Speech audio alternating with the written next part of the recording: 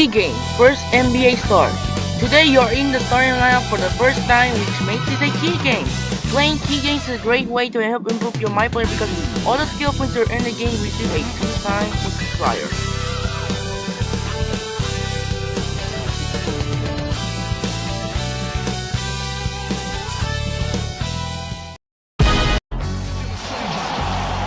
We're in the place they call Oracle Arena in Oakland, California, the home of the Warriors, where we're going to broadcast today's game live. This is Kevin Harlan here, joined by Steve Kerr and Clark Kellogg. Glad you decided to spend your Friday night with us.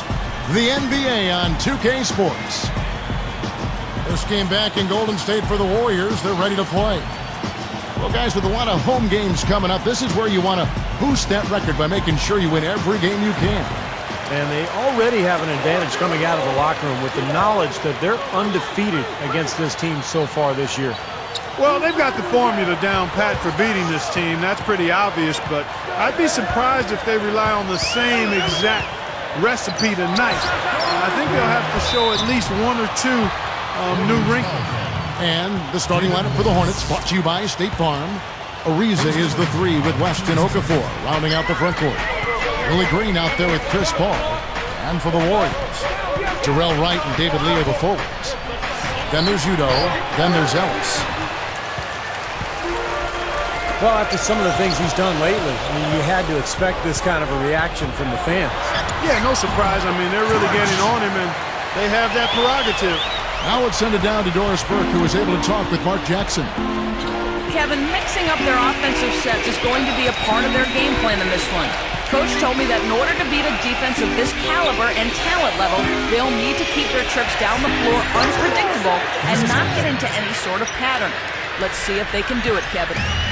All right, Doris, thank you. Taking on a defense like that one they're facing today, Clark has certainly got their attention. Yeah, you know what, Kevin? I think they're going about it the right way. I mean, they need to dictate what they do offensively instead of taking what's available. Take what you want. Steve? Well, that's the only way to go. I mean, this is a game about aggressiveness. And if they're not aggressive, that defense is just going to swallow them up. And so he makes both from the line. Boy, what a scary incident last year for David Lee when his elbow ended up in the mouth of Wilson Chandler during a collision. And Chandler's tooth ended up in Lee's elbow. There was a scare about an infection, and it took a couple of weeks for the doctors to clear everything up. Right outside. He's picked up by Ariza. Udo inside. Working on Okafor. Clutch. And again, no good by Golden State. You know, I hate to go back to Lee's elbow, but I have to. I know. You saw the picture of what Chandler's tooth did. That's scary stuff. Extremely scary. Really bizarre. I was actually amazed that he got back as quickly as he did from that. They get it back, and they call goaltending. They'll give him the bucket. Boy, I like the rugged work on the inside that led to that very easy putback. That's going after it there, guys. Here's Clutch, defended by Paul. Here's Clutch. What a tremendous game he played against Minnesota. They're moving the ball. Shot clock at 6. Right against Ariza.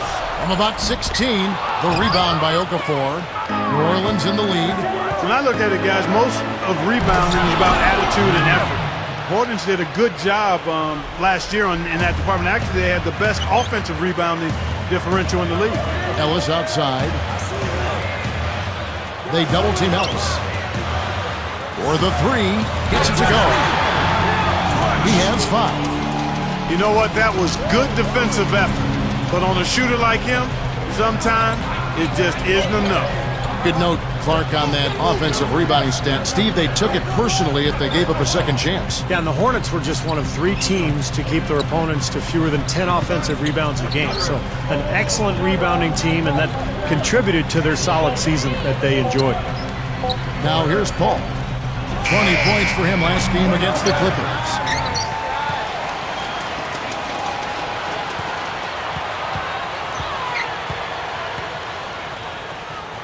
Here's Okafor. Goes up strong with one hand and flushes it down. There are two guys thinking alike. Perfect pass and perfect catch. Well done both ways. There's the dish to Udo. And he banks in the layup. You know, Mark Jackson signed on with the Warriors this last summer. He could be a fit for them with his background as a pass-first point guard. He certainly talks like a coach when you hear him analyze games. Now here's Okafor. Right now averaging 5 points a game. Here's Paul. Again, the miss by Paul. Well, getting back to Mark Jackson for a minute, you know, his ability to mentor those young guards in Golden State will, I think, help the Warriors in a big way as they try to change the direction of that franchise and get back into the playoffs. Here's Green. No good with the triple. The Warriors trail. And they played the Hornets once earlier in the season. Yeah, that last meeting, they won the game, and remember, it was a huge day for the bench, and they got some key points from their reserves. Here's Clutch. And unable there to get the go-ahead bucket. Just over 3 minutes left here in the opening quarter. Paul outside. It's Ariza on the wing. And West backs in. Can't get it to go. So the Warriors take it the other way. Steve talked about the contribution they got from their bench in winning this matchup last time, Clark, and it was a great game for them in that regard. Kevin, it really was. I mean, the depth.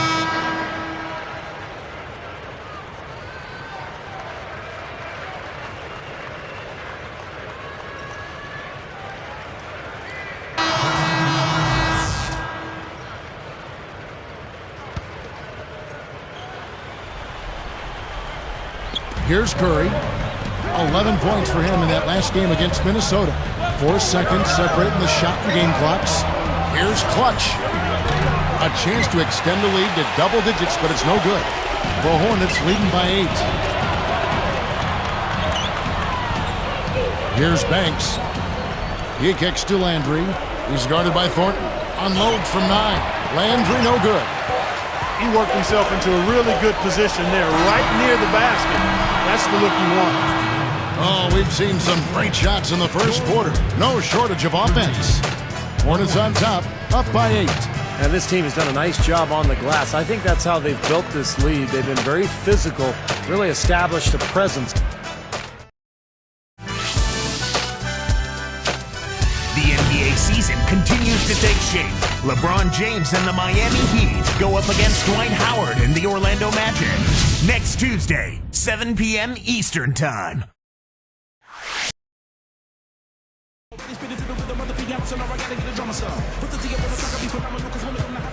And the first quarter is in the books. Second about ready to get underway. So with Ellis sitting on the bench, here's who's on the floor for Mark Jackson. Clutch in at point guard. Al Thornton is out there with David Lee. And there's Williams. And it's Curry in at the 2. 6 to shoot. The outside leaner. Good as the jump shot falls. And the Hornets lead by 10. I think Jarrett Jack has been a nice fit for this Hornets team after coming over from Toronto in the trade a year ago. Outside Curry. His 3-pointers off the mark. And here is Landry. It's a 10-point game. Here's Banks. Goes up, and Landry throws it down. Clearly, he's one of the best rebounders we've got, guys, and his finishing ability, second to none. Well, his reputation precedes him in that regard, don't you think, Steve? Oh, yeah. I mean, that's just standard stuff for him. Ewing Jr. gets called for the reach. That's his first foul. And Jarrett Jack, a combo guard out of Georgia Tech. He and Chris Paul have been close friends since high school. Yeah, you know, Kevin, they played AAU ball together. Were rivals in the ACC in college. And Jack capable of backing up Paul at the point or playing with him at the 2-guard spot. So it's a nice mix. Here's the 3. Chris Paul grabs the miss. Paul's got 3 rebounds so far in the game. He's picked up by Lee. Passes it to Okafor. Shoots. Nice touch on the bank shot. Okafor's got 6. That's a nice play there. The more contributors this team can get, the better. When you put the isolated cam on the Warriors, I mean, normally pretty tough at Oracle Arena. Even though they haven't been much of a playoff contender, the crowd still shows up and gives them tremendous support. Curry against Paul. Back to Okafor. Whoops, anticipated the pass. Turnover. Great anticipation getting that steal. Here's Clutch. The Hornets pull it in. They've led by as many as 14 points.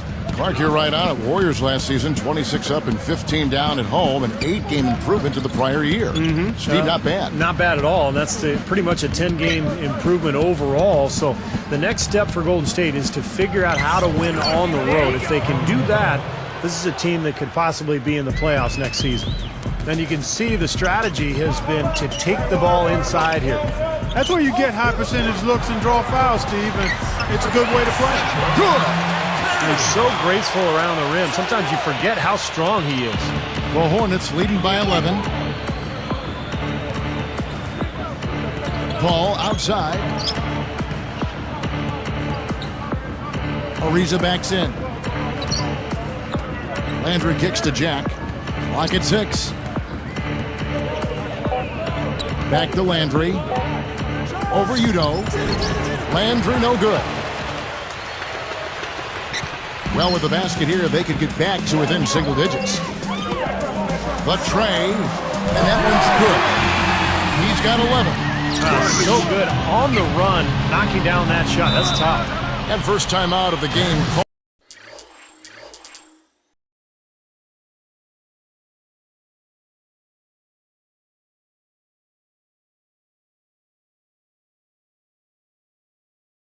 For New Orleans. Last game matched up with the Clippers. A tough loss there. Yeah, their shooting percentage as a team was just awful. They started out slowly. It seemed like it just spread through the whole team. Nobody could make a shot.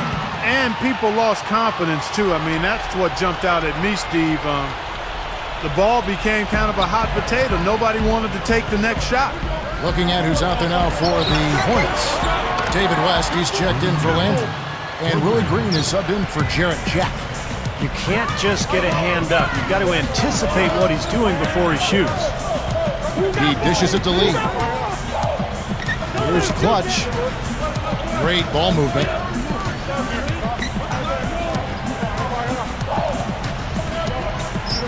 Takes a 3. Paul grabs the board. Paul's got his 4th rebound in this one.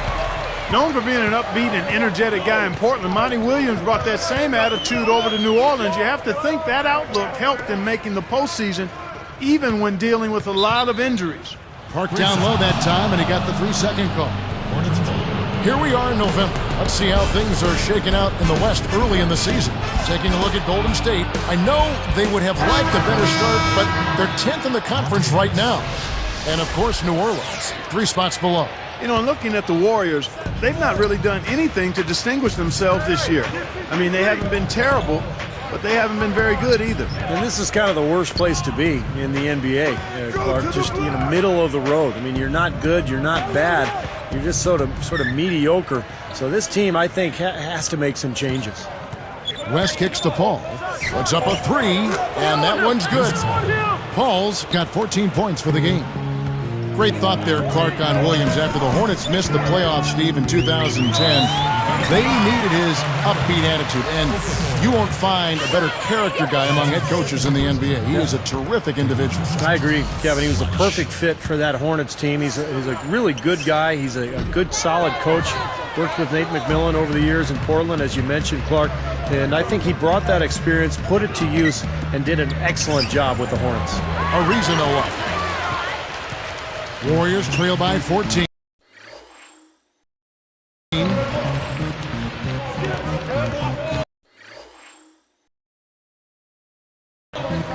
Here's Clutch. 11 points in the game. And there's the pass to Udo. And the Warriors miss again. You know, in Trevor Ariza, you've got an athletic defender, rebounder, shot blocker at the small forward spot. His outside shot is streaky, but he's a legitimate perimeter defender. Here's Clutch, defended by Paul. Here's Clutch. Buries the long-range jumper. He's got 14. And with Trevor Ariza, Clark, you mentioned that his shot kind of comes and goes.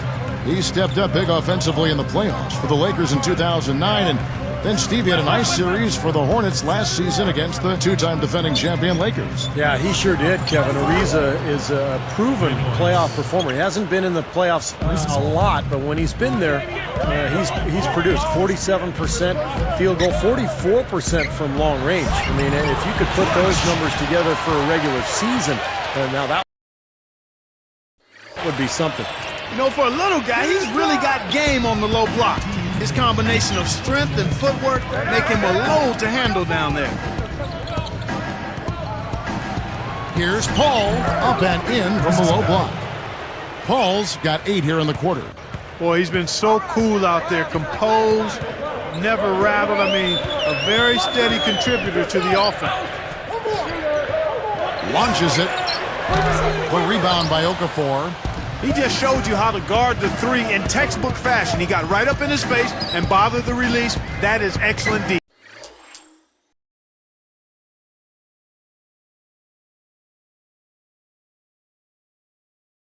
And that's not easy when you're talking about the opponent he's facing. Just cruising out there offensively. This team really playing well. Well, Steve, it's pretty comfortable when you can be up double digits in the middle of the game. That's a good place to be. Well, the Warriors last season played the Eastern Conference teams to a draw as far as wins and losses. But in the Western Conference, which is obviously deeper, they were just 21-31. They're scoring well here, really executing and building on this lead. Gradually adding to the lead, I like it. I mean, they continue to work well offensively. They should be in good shape going forward. The feed to Udo, defended by Paul. Udo kicks to Lee.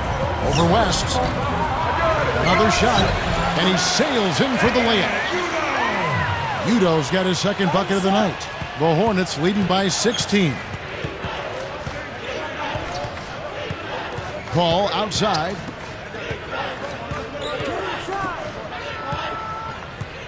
Outside, Green. Three-pointer. It's rebounded by Golden State. Lee's got 6 rebounds now in the game. They're coming off that win against Minnesota. Now, not many wasted trips down the floor. That was a very efficient game for them offensively. And, Steve, they really fed off of each other, too. I mean, good passing, good shooting. I think both became contagious. Al Paul, 19 points in the game. 4 seconds left. Just 3 on the clock. He lays it in. Paul's got 21 in the game. You see very few mistakes from him at that end of the floor. So as we conclude the first half, so far fairly one-sided. Welcome everyone to this Friday night edition of the HB Halftime Show. Out at Target Center was the Timberwolves losing to the Rockets. It wasn't even close, a big disappointment from this club. The bulk of the scoring came from Michael Beasley. In one of the other games that went final today, for Orlando, it was a win against the Bobcats in Charlotte. They stay hot. That's 6 wins in their last 7 tries. And now we'll look at the other NBA action. It was the Lakers taking the win at Staples Center over the Kings. They ended up just taking that game over. They were in complete control. Andrew Bynum was their top scorer. That'll do it for us here. We'll go back now to Kevin Harlan. And as we return, a terrific view of the Oracle Arena here in the Bay Area, Oakland, California. Here's Paul. Our second half of basketball, and presented by Gatorade. Let's see who's all fueled up and on the floor to start the third. So the Hornets 5 right now. Ariza is the 3 with West and Okafor rounding out the front court. Chris Paul is out there with Willie Green, and the shot is good. Paul's got the first bucket of the third here for the Hornets. From past the arc. Here's Clutch. Second chance shot. Good work defensively by Paul. Well, they've built a big lead here so far, and a lot of it has to do with how well they've been rebounding. Yeah, every time they make a stop, they're securing the rebound, and that's really allowed them to get out to this lead. Lets the three fly, and Green gets it to go. Green's got 10. Boy, excellent vision. Sharing the pumpkin leads to another basket. And you look at that differential, guys, the points off assists are definitely in their favor. The 10-footer, and again, it's the Warriors missing. Chris Paul still had a fantastic season a year ago, but the numbers slipped a little bit, and you have to wonder, with that knee injury, can he sustain his production over the coming years? Talking about Paul's injuries, a lot of games missed now, and his career never a good sign. No, it's a little bit of a cause for concern. I don't think it's a cause for panic, but it is something that you got to think about. I mean, what's really important for him going forward is to be able to stay healthy, particularly during the season and then more importantly in the postseason. Well, Clark, he throws his body all over the floor. Yeah, he does, and hopefully with a little maturity, he can be a little more selective. You can't take away who he is by nature, a fierce competitor, an aggressive guy, but there is something to be said for tempering that in the right way. Time called here. The Hornets decide to talk it over. Well, it was a good bounce-back year for the Hornets a season ago, making the playoffs and finishing in the 7th spot in the West, but they did not play particularly well away from home, finishing under 500. Here's a reason. Right now averaging 7 points a game. Paul outside. Pass to Green. He's guarded by Ellis. 6 on the shot clock. And again, no good by New Orleans. And Clark, back to the Hornets, which Steve was just talking about. You know, win a few more games on the road. Maybe they don't have to see a team like the Lakers in the first round. Yeah, you're exactly right. I mean, regardless of that, though, they shouldn't be below 500 on the road if they're serious about making a run at the NBA title. You've got to be able to win games on the road. Good point.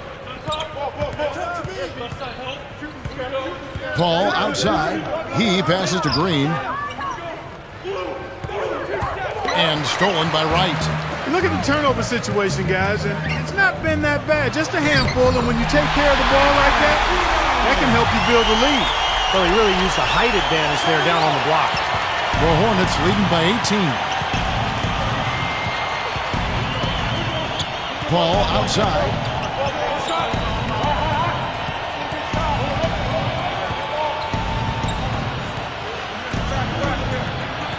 Six to shoot. And it's good. Fought through contact. It's the shot. He'll go to the free throw.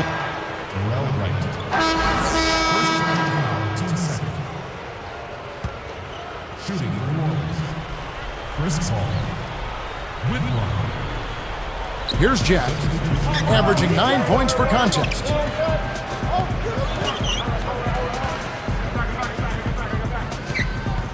Feeds it to Pondexter. Post shot. And a foul called on the shot. Got him on the way up that time, so he'll shoot 2 right here. To get back to what Steve was talking about with Paul, that meeting really seemed to convince him of good things to come in New Orleans, because there's a lot going on. You know, with Carmelo wanting the trade and LeBron moving to Miami. No question about it, Kevin. And it seemed as though that meeting did help Paul settle in and anchor in to his role as the leader of that Hornets team. And as a result, he had a fantastic year again. And I think as much as he produces on the floor from a points and assist standpoint and steals, it's his presence and his leadership that I think elevates his team. We saw that in the Laker first-round series without question last year in the playoffs. Exactly. Yeah. Yep. Clock at 6. Biedrins is whistled for reaching in. That's his first foul of the game, and the bonus will go to the free throw line. It's well known throughout the league, guys, that the Oracle Arena fans are amongst the most loyal in the league. This team has been in the top half of the league in attendance for the last 7 seasons now.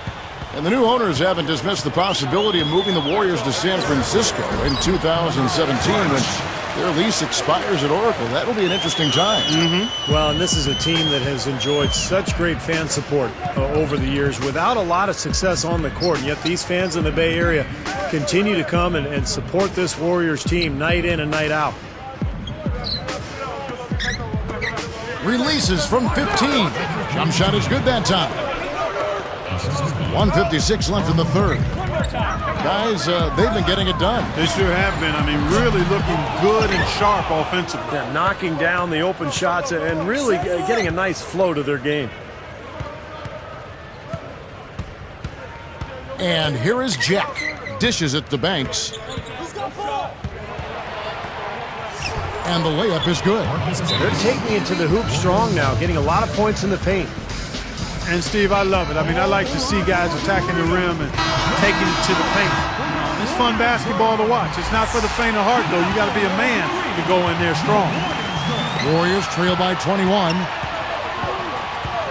Here's Clutch. That three off the mark. He's frigid from three.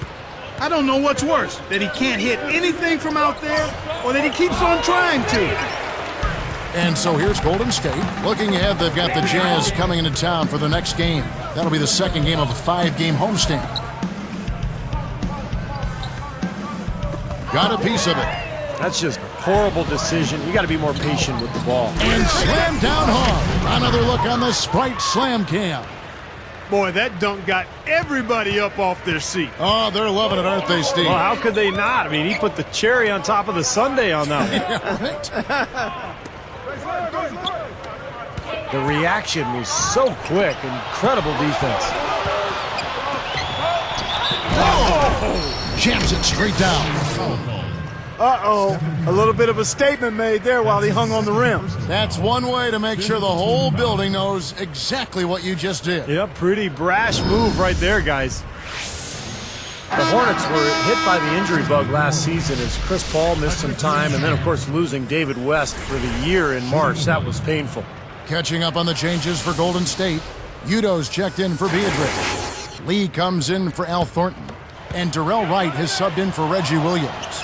A big group substitution here for New Orleans. Aaron Gray, he's checked in for Landry. West comes in for Quincy Pondexter. Willie Green's checked in for Marcus Banks. And it's Paul in for Jarrett Jack.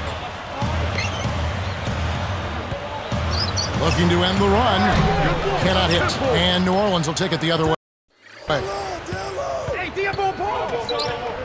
Paul kicks to Gray.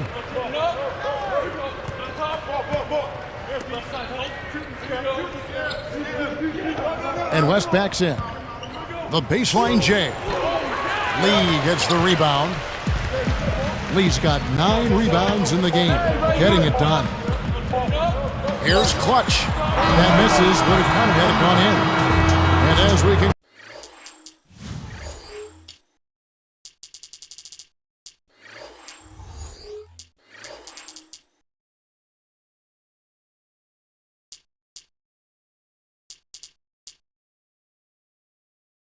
the third quarter, pretty much a blowout. It's been over. Next Wednesday, Manu Ginobili and the San Antonio Spurs go up against Derrick Rose and the Chicago Bulls. The NBA season pushes on. You don't want to miss it.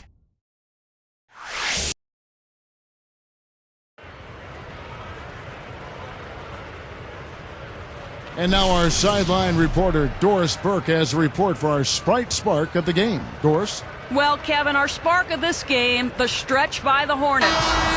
They keep going right at that defense and continue to pile points on top of their lead. Every time you look up, their lead seems to be getting wider. Okay, Doris, thank you. And that run, Clark, really changed the complexion of this game. Yeah, it sure did. I thought it stirred something up in them that got them on a good run. Yeah, got the ball rolling for them, and they were able to keep it going from there, guys. Lee and Udo at the 4 and 5. Then it's Darrell Wright. Then there's Ellis. So that's the group out there for Golden State. Jack with it. Well, you wonder, will the NBA ever go the route of international sports and start putting sponsors' logos on the team jerseys? That would be an enormous step, but it would also be very lucrative for the teams. Whoops, there's the 24-second shot clock violation, so they'll turn it over. Here's Golden State now. Here's Clutch. Lee in the posts, covered by Smith. Picked by Lee.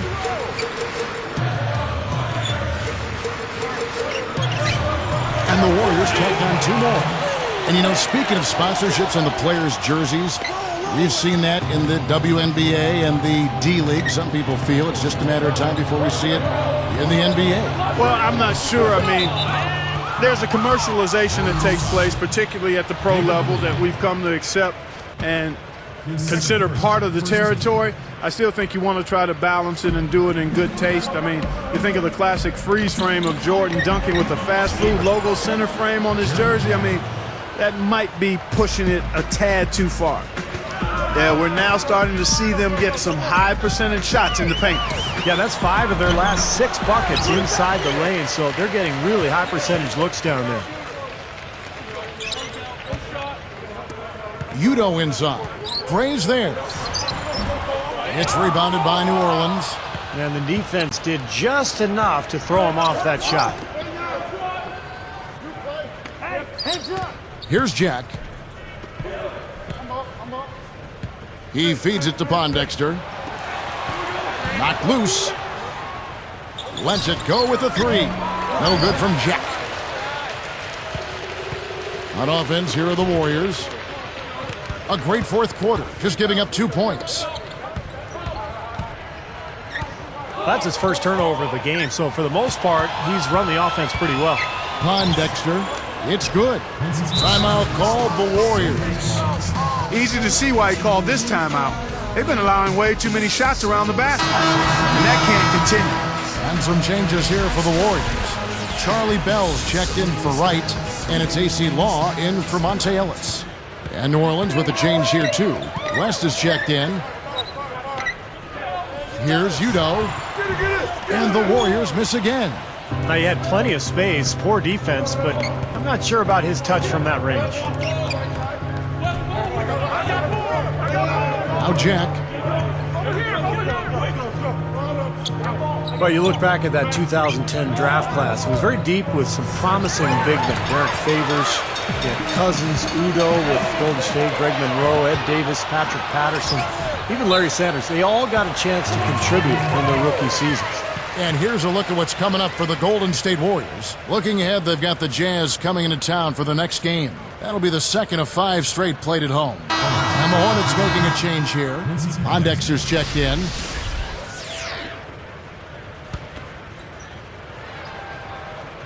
Here's Clutch. Kicks it to Long. Here's Clutch. Shot clock at 6.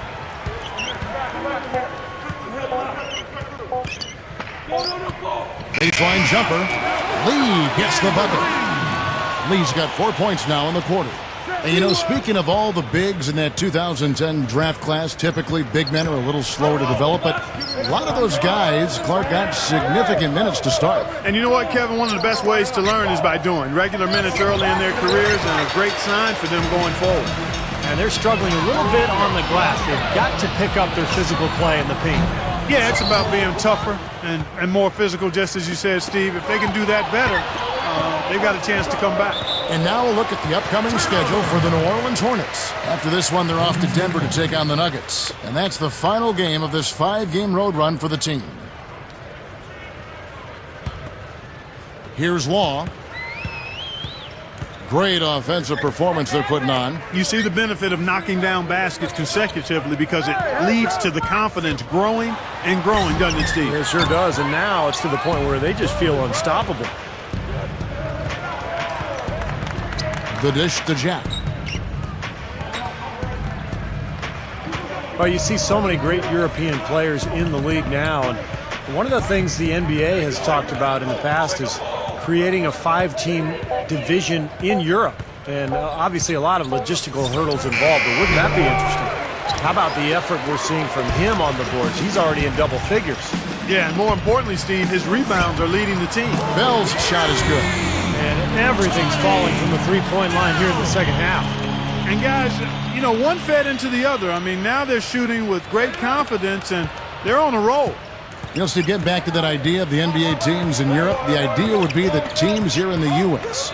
would fly to Europe and play all 5 teams twice, and then they'd be done with their international obligations. I tell you what, that would be one monster of a road trip, not only in terms of miles, but also in terms of culture and experience. I mean, there's challenges as well, time zones with regard to broadcast times. You know, U.S. players might not want to play abroad. I think overall it could be a really exciting development, but a lot of questions yet to be answered. Looking at who's out there now for the Warriors. Wright comes in for Charlie Bell. And it's Ellis in for AC Law. The jump hook. There's David Lee on the assist from Udo. 8 points for David Lee. Well, they're scrapping. I mean, they're giving it everything they've got, putting together a nice run here. Steve, we'll continue to see if they can chip away at it, but they've still got a long ways to go. Smith outside. Smith right side. He's picked up by Lee. Trying to get back on track. Warriors trail by 17. Here's Clutch. Connects from three-point range. He's got 24. Still trailing by quite a bit, but a nice run. Maybe this will be enough momentum to get them back in it. Well, you know what, Steve? I think it's going to take a Herculean effort to dig themselves out of that hole that they created earlier. And here is Jack. Here's Gray. The Warriors pull it in. Ellis has got 3 rebounds now in this one. Wright dishes to Ellis. The shot is off, and New Orleans will take it the other way. Earlier in the game, they held a 25-point lead, and the shot is good. That's why you push the ball. You score before the defense has a chance to set up. Exactly. They had the defense on its heels that time.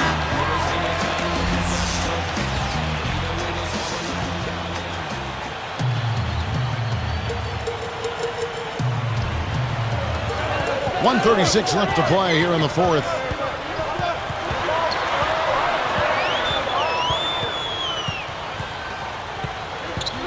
NBA legend Rick Barry wrote that he thinks the players today are much better ball handlers than in his era. Would you agree, Clark? Yeah, I certainly would. I mean, you think about it, players nowadays idolize the Magics and the Iversons of the world, and they have a lot more good ball handlers to look at and pattern themselves after. In what ways do you think the players of Barry's era were better? You know what? It's interesting. I think players in the era of Rick Barry understood how to play more. Without the ball especially. Guys now are so locked into having the ball that they're not as effective without it. He's just been ice cold. I mean, he cannot find the range. And the Warriors miss again. Well, he's just launching from the three-point line right now because I don't like his shot selection at all. You know, when a pass is in the air that long, it gives the defender plenty of time to get to it. Took him no time at all on that one. No reason not to pull up for the three right there. Guys, you've got to think a basket here would seal. No question about it. That would be all she wrote. Jack with it. Now Pondexter. 6 on the shot clock. He kicks it to Jack from about 19 feet. That's a string of bad shooting for him. He's starting to rush things a little bit, I think.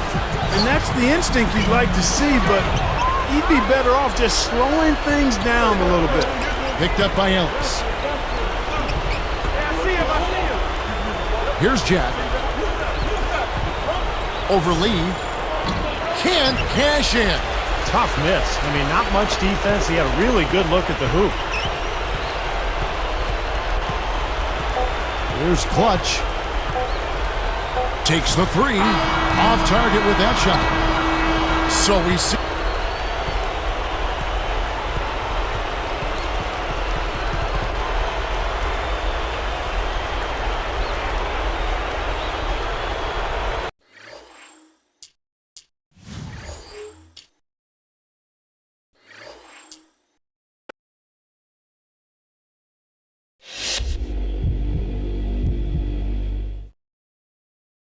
The team struggled to stay in the game tonight, and the final score ended up not being even close. Do you think there was anything you or the team could have done differently to change the outcome?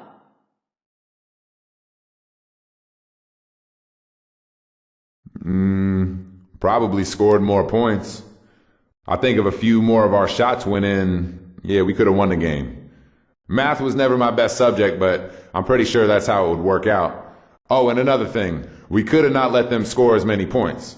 So if we scored more and they scored less, I definitely think we would have won. Don't quote me on that, though. No, wait, actually, on second thought, please do quote me on that.